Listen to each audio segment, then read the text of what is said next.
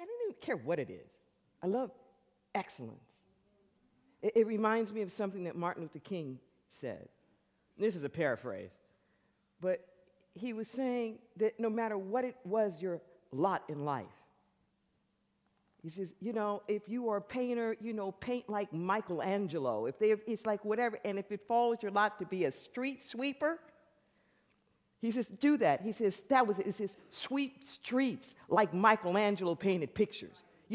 Sweep streets like, all these different things so that that when you die, that all the host of the heaven and earth will say, there lies a great street sweeper. Whatever it is that you do, yes, feeling that down to the soul. So our theme this month has been grace. And my topic today is grace and gratitude, the dynamic duo. Grace and gratitude, the dynamic duo.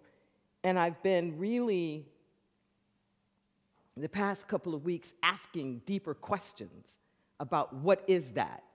What is that relationship between gratitude and grace? And I've been getting so much that I wish I had like a week to just download it all, because then I get it. Like once I say it, then I get it. I have to listen to the recordings afterwards because it's flowing so, in the moment. But this grace and gratitude and this kind of epiphany, particularly this morning around this, where gratitude is extremely specific. And Spirit started to show me there's a difference between gratitude and just being happy about something or feeling lucky. Okay? That when it gets to gratitude, there's a sense of how it's bigger than you. When you get to gratitude, there is an awareness that no matter how much you put into this, that ultimately its unfoldment, the elements of it, contain something that was beyond your orchestration.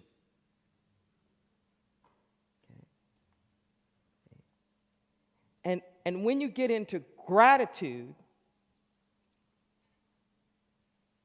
you lose the selfishness. That once you get into the place where you're grateful for something, there's a part of you that wants to share it. There's a part of you that wants to make sure that it's open and that it is available. Are you with me? So, in our society, when we have great wealth bestowed upon us, or these things happen that uplift us or to sustain us, what we experience actually isn't always gratitude. We're very happy about it, or very proud about it. We may even be thankful, like give thanks, but in that kind of, oh, I won. You know what I mean? Just, yeah, that guy, woo, man, I made that happen. Yeah.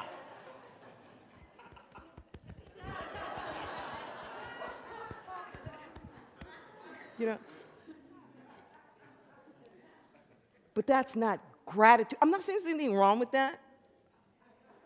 It all has its place. I'll be the first one. Yeah. I even have a little happy dance, I do. But when I'm in that moment, I'm not thinking about everybody else. I'm not. I'm thinking about how it worked out for me. But when I'm in a place of real gratitude, it's bigger than that. There's not just a me anymore. even if it's a competitive something like a game or something, when I'm in a place of gratitude, I'm grateful for my opponents. I'm grateful that there's the game at all. And I'm grateful that my opponents pushed me to find my... It's like if you're a real competitor, you don't want to play the game if you already know you're going to win. If you're a real competitor, you bring it on so that you're both pushing each other up to new heights of excellence. If you're a real competitor, a real competitor that's really grateful for the game, you respect your so-called opponents. And after the game, you're all at the party. Everybody's partying together.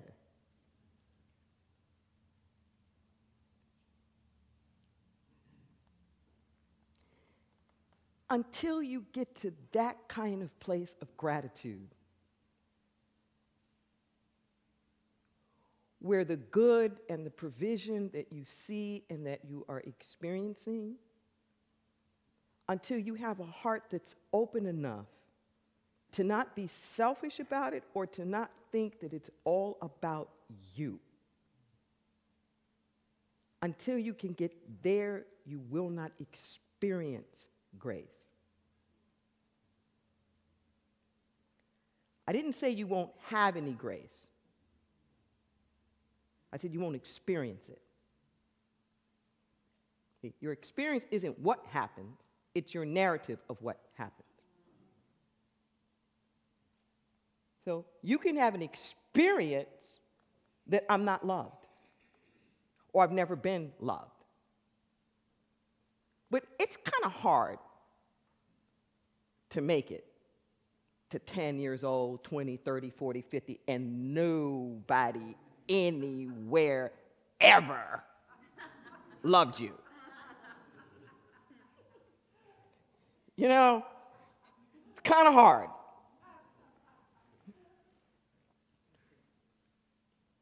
But you may not have experienced it. See? So God's grace is all around us all the time. But we don't experience it because we're not in a state of gratitude. When you're in lack and limitation, you can't experience the grace. Because when you're in lack and limitation, you are denying that it's there. How can you experience something that you keep saying isn't there? And how can you be grateful for it if you keep saying it's just not there in any kind of way? God's grace. In my spirit downloads, grace was defined, I love this, it says, is where your spoken and unspoken needs delight in my intentional provision. Where your spoken and unspoken needs delight in my intentional provision.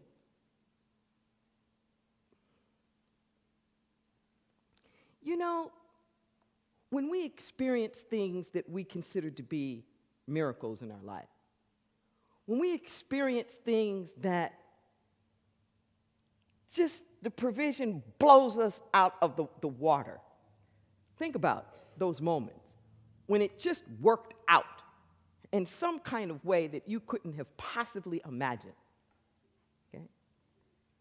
In that moment, weren't you in awe of all of the pieces of the puzzle that had to come together to create that? Weren't you just astounded? The timing, the people, the circumstances, the conditions. And what I find myself most mindful of is that all of that was going on while I was whining.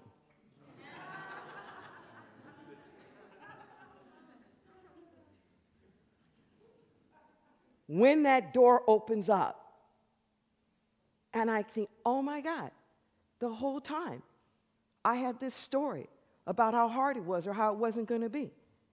This thing was opening up over here. This project, this program was starting. This person was putting in a good word for me. This thing, that thing. And they all came together, yes? And that's when you reach that point of gratitude, because no matter how hard you worked, you couldn't have made that happen. There's just no way. And whether you call it grace or not, you know there was some kind of cosmic provision. And because it came together in such a unique kind of way, you're aware this cannot be just a coincidence. This is not just coinky dinky, is what we call it. You can call it serendipity. You can call it whatever. But there's moments when it's just too perfect. It's just like the exact components that you need. It's just too perfect. And it is that moment when you go, oh, yes, something is working out for me. It could be anything. It could be you needed a babysitter. It could be your mama was dying on the East Coast and you were broke and didn't have any money, and somehow or another somebody had a conversation with somebody and here, there, and you winded with somebody's frequent flyer miles that you don't even know. I mean, there's like all these different ways that it comes together. Yes? So once we get into this place of gratitude, and then we can start to experience the grace, we get into a bigger place of consciousness, so it's not just about me. When you look at what we call the Lord's Prayer, which is kind of in the middle of the Sermon on the Mount,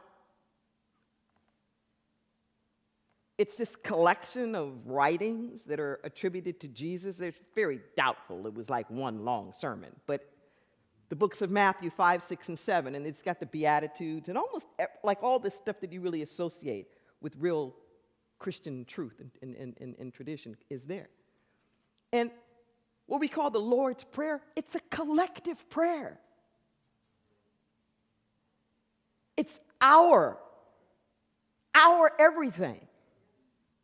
Our Father, give us this day, not just me, but give us. Don't just forgive me, forgive us. Are you with me? That's this place of gratitude. Us. Why?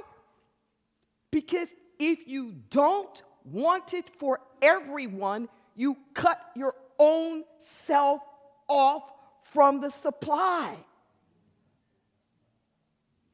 It's like we're channels of good. So imagine for a moment if you had a water hose, and you know how you can bend it a little bit of something so it stops the flow from going out? Okay? So here I am, the flow, but I want to make sure you don't get some of this. Okay? So what happens when I do that? Okay, you don't get it, but it's not flowing where I am either. And not only that, if I'm trying to control where it goes out, there's no more coming in. There's no more coming in. I've cut myself off from the source of that water. So I don't want it, boom. No more. It's not a channel for me. Are you with me? A couple of days ago, I did the Martin Luther King Jr. speech at Cabrillo College. And earlier in the month, I did the invocation for UCSC, the Martin Luther King Jr. invocation. they call, oh no, it's not an invocation anymore. Excuse me. No, it's the convocation. I did the reflection. Okay, they don't call it an invocation anymore. Heaven forbid. We should have a prayer at Reverend Dr. Martin Luther King Jr.'s tribute. But be that as it may, I'm mad at nobody. I understand the politics, everything. You know, don't let a word get in the way of what you got to say. So what got to be said was said. And as I was looking at this stuff and realizing how we don't get it, we kind of sugarcoat him and homogenize and pasteurize, and we don't really get the depth of what he was doing or the depth of the things that he was trying to say. It wasn't a civil rights movement. It was a spiritual rights movement. The civil rights were not the goal. They were a medium, at best, perhaps the evidence of the spiritual rights. But what he was trying to do was to get us back to the basics, to revolutionize our value system so that, in fact, we realized that we were all equal in the eyes of God. That we were all, and if we are all equal in the eyes of God, then discrimination is not justified. If we are all equal in the eyes of God, the discrimination is not justified. And newsflash, when we think of it simply as discrimination, like putting people down. But even the putting people down is not the purpose of discrimination. Discrimination is not to put people down, it's to uplift other people. What's the point? Yeah. What's the value? What do you get out of putting people down? There's nothing in and of itself of putting people down, but it is for the benefit of lifting up other people. That the real problem that we have to tackle is the notion of supremacy. I'm just calling it out. And it doesn't matter which supremacy, whether it's racial supremacy, sexual orientation supremacy, ethnic supremacy, national supremacy, religious supremacy is wrong. It's wrong. And it cuts us off from gratitude, and it cuts us off from grace. Cuts us off.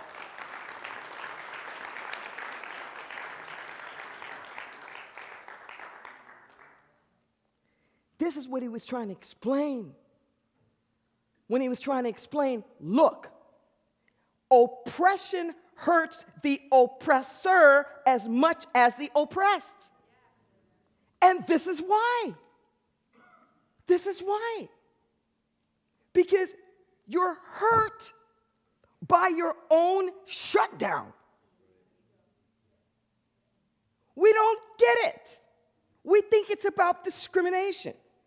So if you take something like Jim Crow that happened after Reconstruction. So we had the Civil War, and when there was slavery, you didn't need a whole bunch of laws. Everybody was just restricted. Now we have Reconstruction, trying to build the society together. And then we have Jim Crow. Now, we think of Jim Crow as a set of discrimination against people, but only against certain people. But we're missing it. The Jim Crow laws were to control white people as much as the black people. The fear was that the poor whites were going to start working with these emancipated slaves, that they were in just as bad of a position, and that they were going to come together. I want you to really hear this. So the segregation was saying to the white people, you can't commingle with them, because the penalties were just as severe for white people who integrated or did anything with a black person as it was for the black person. The laws against interracial marriage were for white people. You can look it up online now, where every state had a different set of what was allowable for white people to marry. In one state, you could marry somebody Asian. In another state, you couldn't, to keep the race pure. Okay? Everybody gets hurt. Are you with me? You can't just oppress some people. You have to restrict your own self. Okay? You know what started to really end racism in the United States? Motown.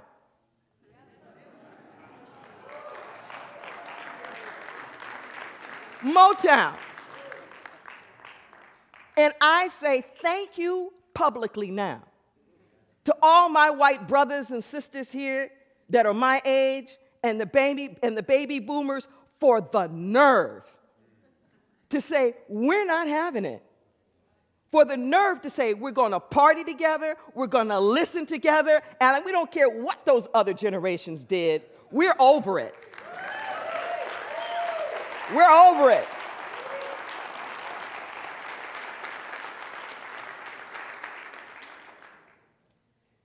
That's the sharing. That's the gratitude. So the real sin, so to speak, of the discrimination, the real sin of the injustices is that it tries to cut off people's supply of grace.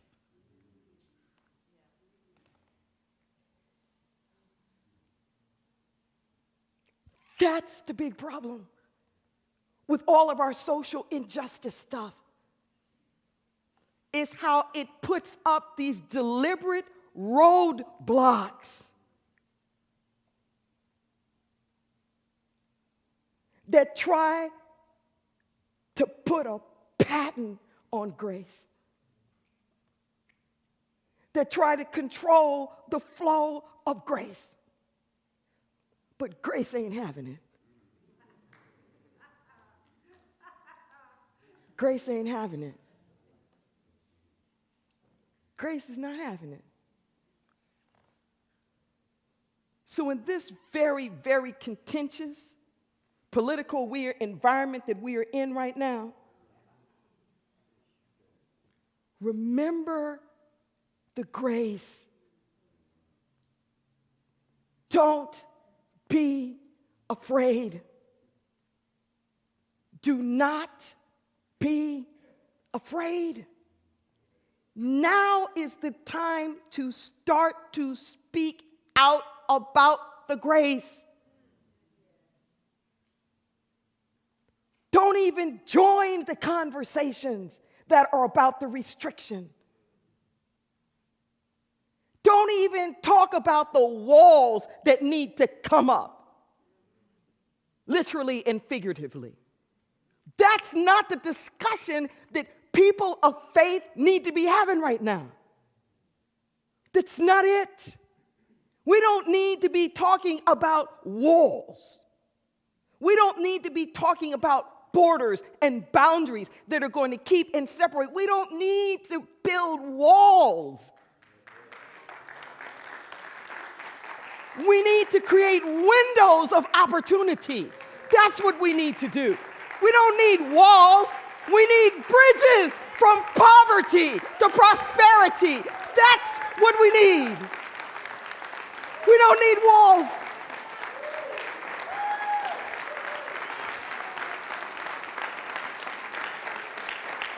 We must speak it. We must affirm it. We must say it.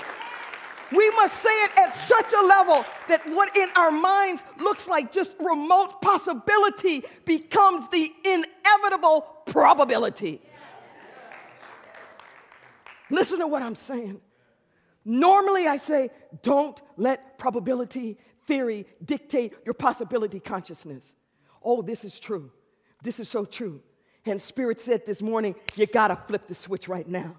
Because we just think, oh, this could be possible. This could be possible. No, baby, we gotta make it probable. It can't be just maybe, kind of, sort of. We have to make it so inevitable that the world of justice and freedom for all is the order of the day. Seek first the kingdom of God and all of its righteousness, which means justice, and then all things are added. This is the place where we have to stand. This is it now. We must speak it. Listen to what I'm saying. We have to give it a vision. We have to articulate it. You can't just complain about it. You have to articulate it. We didn't just arrive at this stuff. Marriage equality, I am talking decades in the trenches. Every conceivable front, from religious to the political to this or that, where do we start?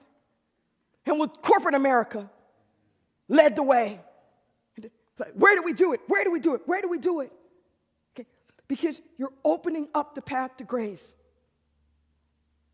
One step at a time. But you have to articulate it. You have to say what it looks like.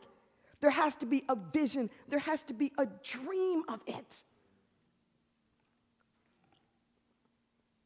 So next week, one of my colleagues in training is speaking. And can I share your story for just a second? She didn't know I'm going to share. So her name is Lakeisha Roberts. So Lakeisha is an athlete. Generation behind me, but I know how hard we worked to get Title IX. Title IX was the amendment that said you have to fund women's sports, that you can't give all the money to the boys, that the girls can be athletes too.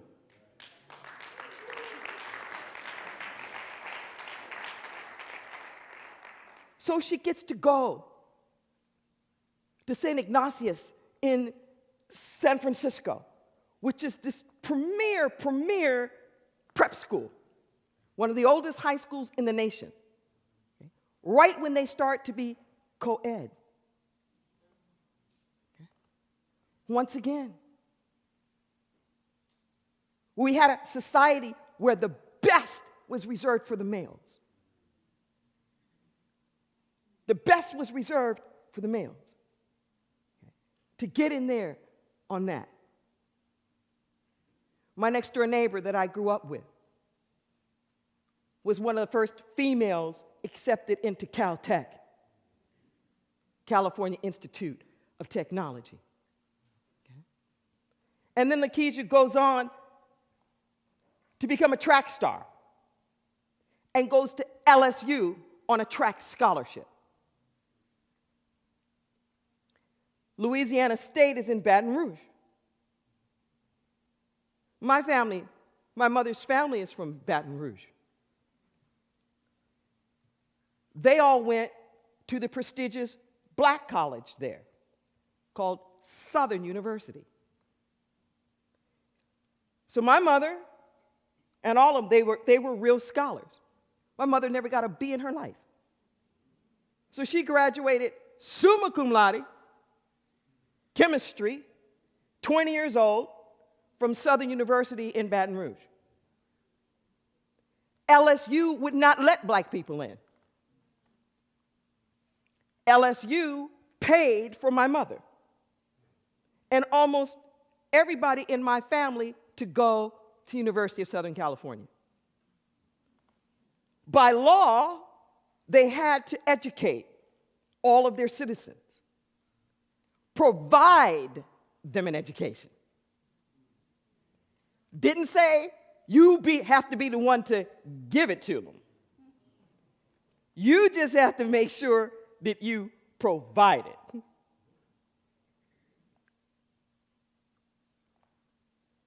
So Southern University didn't have all the graduate kind of programs that LSU had, Louisiana State.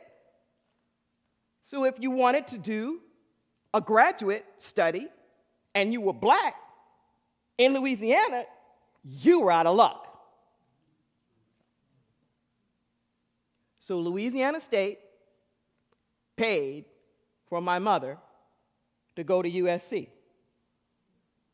where she got her master's degree and met my father on campus, back from the war. He was in pharmacy school. My aunt and uncle, that are still alive, like 90, 94, they met it there on campus a year later.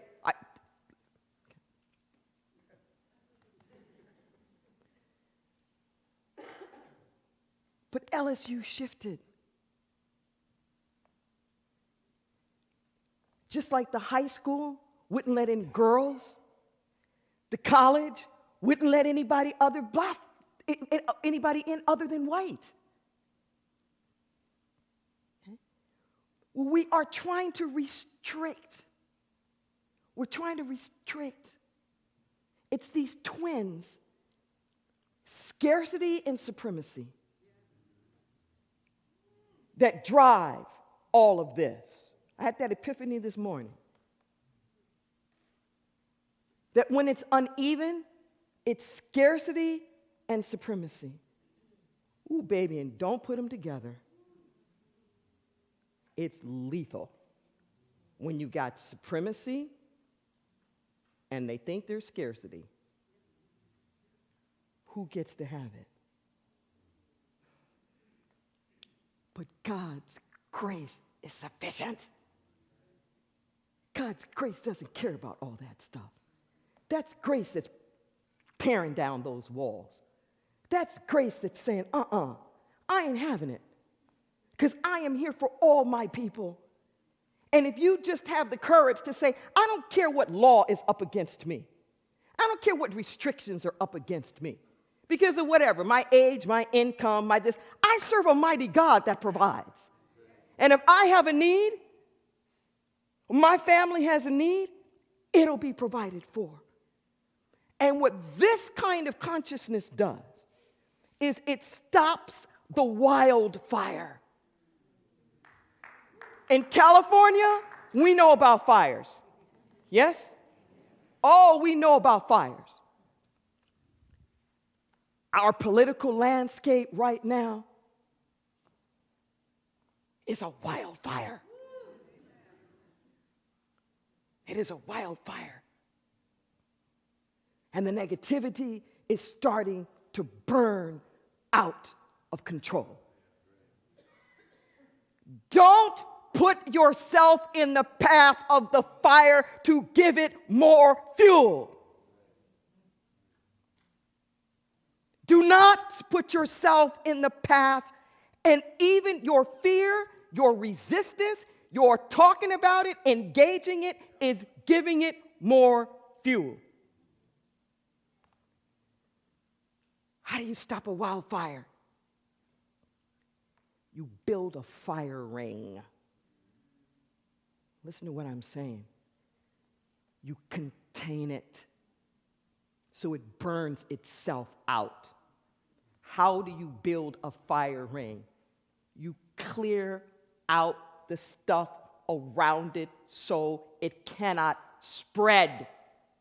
What makes the fire spread is the little stuff.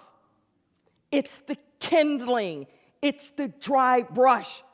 It's like the public, so to speak. You can't just come and light a match to a redwood tree and have it burn.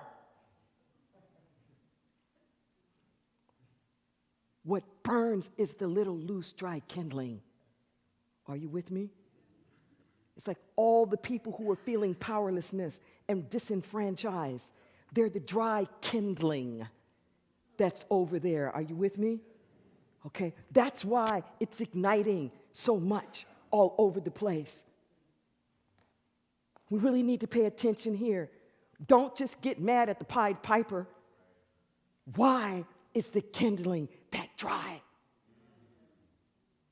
Why is there so much dry kindling?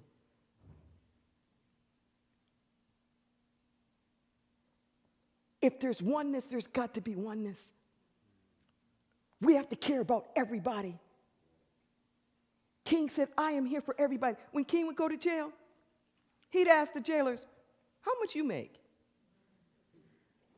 Because he knew that they were being bamboozled with Jim Crow to make you feel like you were racially superior so that you wouldn't even recognize how poor you were, because at least you were better than them.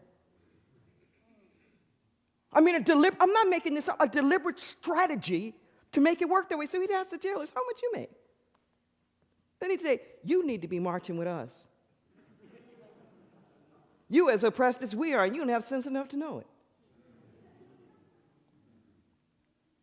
Build the firewall. Are you with me? Build the firewall. You got to do that with your own heart. You have to do that with your own words. When we speak possibility, we're taking away kindling. When we start having visions of what it can be, we start taking away the kindling. That's how revolutions start, at the kitchen tables. You don't have to have all the answers to everything, but just to dare to speak the possibilities. We had no idea. Never in my wildest dreams in my lifetime would I have believed that there would have been legal marriage. Not in my wildest dreams, not in my lifetime. But I knew we could get respect. I knew we could be embraced by our families, but we had to dare to say it. Are you with me? Dare to talk about it. Dare to dream about it.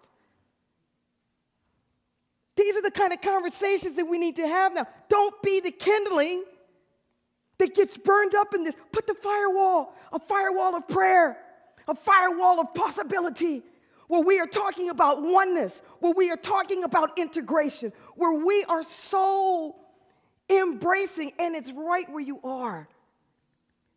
You say, well, Reverend, how can I do it? It's right where you are.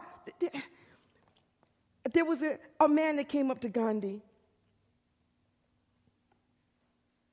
He was a Muslim, and he was really heartbroken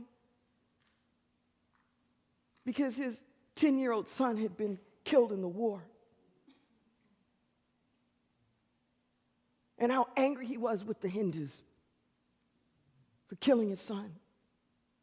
And you know what Gandhi told him to do? He said, you go out and you find a 10-year-old boy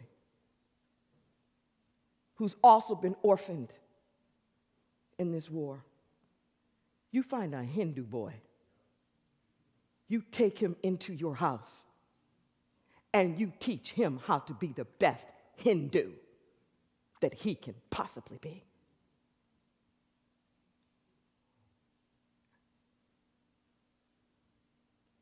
You miss your opportunities worrying about what everybody else is doing out there in the news. What's in your neck of the wood? What can you do? I don't know why this is on my mind so much, because I just keep saying it now, like the babysitting thing. There must be something in there. You know, do you have time? Maybe you could care for somebody's kids while they take some classes at night. You know, what's that little thing that you can do?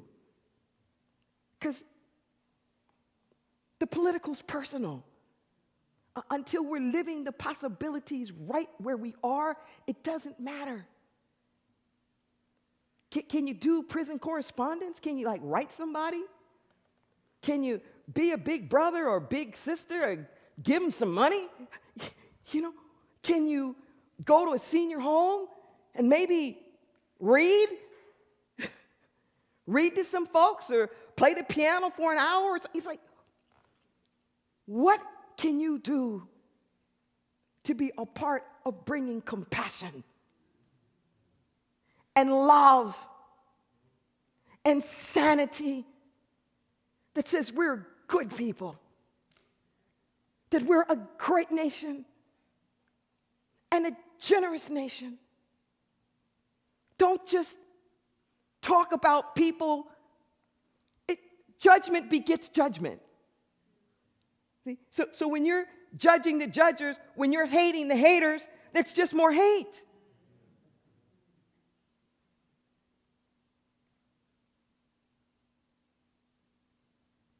Can you clean out your own debris to be part of the firewall?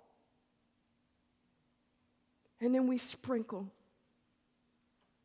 We spray the anti-inflammatory solvents. We spray the water. That's what we're doing. We're just spraying right here now. I don't know where this is going to land. I might as well just be in a plane. One of those planes just...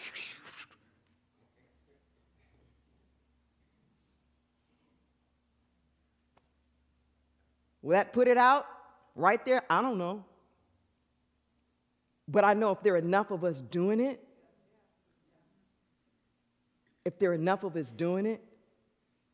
we can contain the wildfire. Will you be a firefighter?